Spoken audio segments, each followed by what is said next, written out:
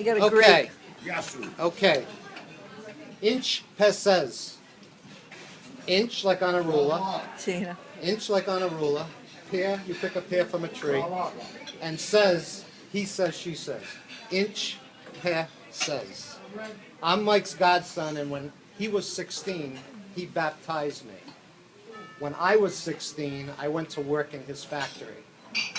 I won't bore you with the dumbest things I had to do there, but one day in Salvadore Sr, I go into his showroom area, and there's this handsome couple sitting there waiting for Mike. And all of a sudden, this handsome 35-year-old doc guy, I think, what did he smoke, Alpines then, or Tarrington? Cools. Mike, what did Mike smoke back then? Oh, cool. Pay attention. Comes in, that beautiful smile, and he says, Inch peses. And the couple jumped up and said, Shot Laban. And here I am, little American, what the hell is he talking about? So they started doing business and talking business. And when they left, I said, Mike, are they friends of yours? He said, never met them before.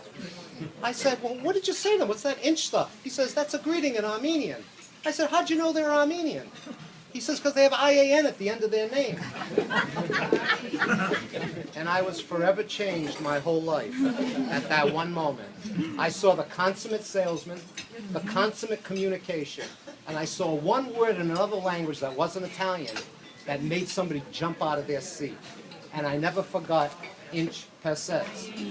So as I went to college, if you had IAN at the name of your name, I'd walk up and say, hey, inch peses. Snap.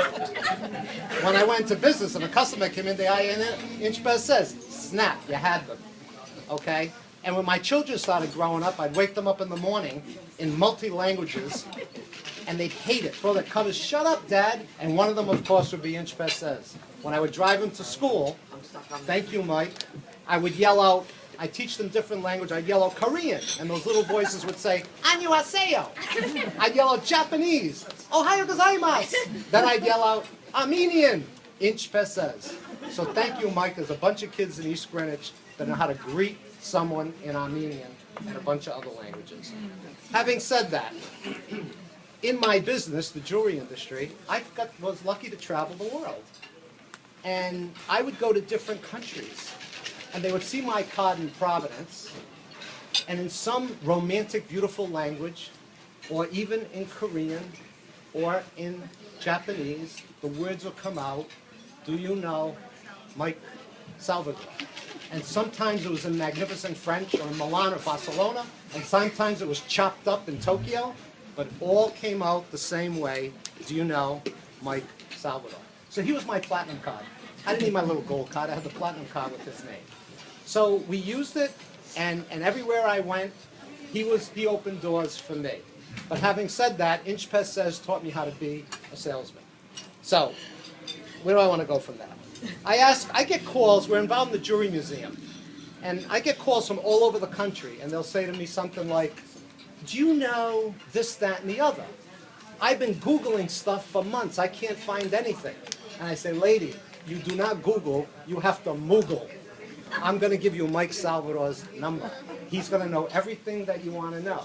And I get one call after another. Google, Google. I say, Google, schmoogle. You have to Moogle. You have to call Mike Salvadore to get those stories. So I've given his number to people all over the country, and he knows every storefront, every street, every number, every person, every product. You know, in the jewelry business, people wonder about the product. But how about who, where, when, how, why? Mike knew it all. And so we will miss, thank you, Mike, we will miss all those fantastic stories. And so many that I don't know, I have 10% of them. They will stay with me, and I will pass them on like Inch Peses. Having said that, we're out. Excuse me for 1 second. The brain's up there. At any rate, my last month with Mike, a month ago I was in Nantucket. Before that, I have 3 communications with Mike. When I get my voicemail and I retrieve it, I'll hear, you have to be in the habit to call Peter Rabbit. And that meant he missed me and I haven't spoken to him in more than 2 weeks. Or there would be another voicemail that would say, It's Tuesday morning, 6:29, April 4th. I need to speak to you. That was a business call. But the best would be when he would come to my building unannounced. Sometimes I'd catch him napping outside, and if the doors were open, he'd be inside, and he would do our famous Salvadore tool communication, which is imitate the compressor. I'd hear these, our love calls, our bird calls, and I knew he was in the building. So that's the way I would communicate with Mike, and we spoke every 2 or 3 weeks, and I will miss him dearly. Thank you, Mike. Having said that, my last month with Mike went like this. I called him from Nantucket. He says, "Where are you?" I said, "I'm in Nantucket," and that was it. Biadate, I'm here working, and you're out there having a good time. So no matter when I spoke to Mike, I would make something up. "Peter, where are you?" "Mike, I'm golfing." Biadate. "Peter, where are you?" "I'm with my wife. We're doing an exotic weekend somewhere." "Biadate." I'd be lying every time just to hear him say biadate. So I call him from Nantucket. I got to get through the biadate. I says, "Mike, this investment banker I met out here, his father was in the jewelry business. It was picking and packing." And he says, "It wasn't picking and packing. It was Power and Pittman, Peter. Number 70 Pine Street, Pawtucket, Rhode Island, and they made dresser goods. And if you look up Salvadore Tool, $35.95, we bought all their tools, and we're still making their items." I said, "Mike, we could get a donation to the museum with this kind of info." That was a month ago. A few days later, I called him. Where's Barbara? I called him. I said, "Mike, do you remember 40 years ago in the tuna tournament, and you got the big tuna hooks and made buckles for Jimmy Corio for the tuna tournament?" He says, "Yeah." I said, "Are any of those buckles around?" He says, "Yeah, I got one. I'll bring it to you in 2 days." This was 3.5 weeks ago.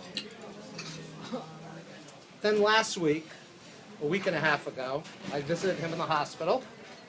And I walk in, and I said, "Mike, how you doing?" Greeted Doris. "Good, good." And the nurse comes in, and he's got to change something on him. And the nurse took him into the bathroom, and the door shut. And I hear, "Peter, Peter, come in here." Now, I get sea legs and vertigo when I go in hospital rooms, so I was already wobbling, and I ignored him. Again, "Peter, Peter, come in here." I went, "Oh, Mike, please, I don't want to come in there." The door opens, the nurse leaves, wide open. "Peter, come in here." I couldn't escape him. So I go in. I said, "How you doing, buddy?" He says, "What's happening? Did you get my package?" I said, "Yes." I said, "Ugly, ugly jewelry." He says, "Well, that's from Fair Deal Manufacturing." I says, "Mike, last week at the auction, I bought all the samples from Fair Deal Manufacturing. It's a gold mine." And then I said to him, "Mike, they were Armenians. Their name was Sergenian." He says, "No, it wasn't. It was Sergenian. Sergenian. Spelled it out for me. And before I could say inch peses, he said to me, "He lost the son like I did. And like all the others, I counseled him, took him out to lunch, and counseled him." I was frozen. Doris wasn't in the room. I was inside. I was frozen. I didn't know what to say. But my mind says, "You got to clown around, Peter. You got to clown around." So I said, "Mike, grief counseling's a big business. It's better than the jewelry business. You'll have a new career when you get out of here." He looked at me, laughed. And that's the last time I spoke to him. So, I will say the following to my Armenian friends. That inch peses changed my life. And I'll say goodbye to him in English, but I'll also say goodbye in Armenian. Manak parov. God bless you.